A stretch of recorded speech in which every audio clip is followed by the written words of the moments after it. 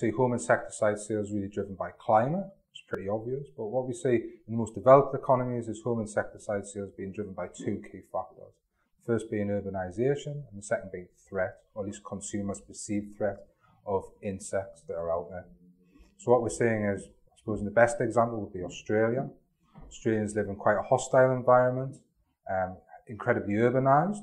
95% of Australians live in an urban environment, and we see incredibly high sales of home insecticides. Per capita, Australians spend US dollars $9.5 per person per year on insecticides, when the global average is just about 1.5. So insecticides are a very key category for Australian consumers. Similar also Japan. Japan is also very urbanized, 85%. Probably not quite as hostile. There's not many insects out there which are going to kill you potentially if they bite you, as in Australia. But Japanese consumers look at insects in maybe a slightly different way. Consumers look at insects in the home. These things are out of place and need to be removed, and as quickly as possible. So we see Japanese consumers spending almost $14 US dollars per person per year on insecticides.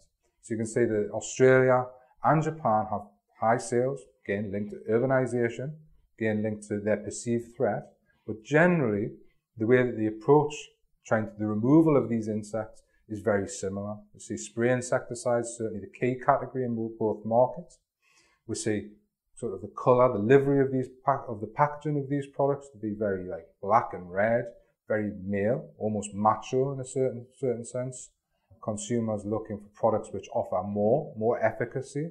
But I think for the future, what we probably can look at is certainly China being a really good case for continued growth in the global market, pushing sales on, especially in Asia Pacific. Again, urbanization. But like Japan, we see that the insects that are out in the Chinese sort of environment aren't the type of insects which are going to harm you in any significant way or kill you, as in the case of Australia. So possibly the high growth markets for the future, we're seeing the central belt of Africa, everywhere across from Nigeria through to Kenya. We're seeing India, Southeast Asia, Indonesia, Vietnam, Thailand, where malaria is prevalent, dengue fever is prevalent, and there's a range of other insects which can make your life quite uncomfortable. So I would say that these areas of rapidly industrializing, growth economies, urbanization, but also perceived threat is out there. So that combination of factors, I think we're going to see rapid and quite significant growth in these developing economies over the next 5 to 10 years.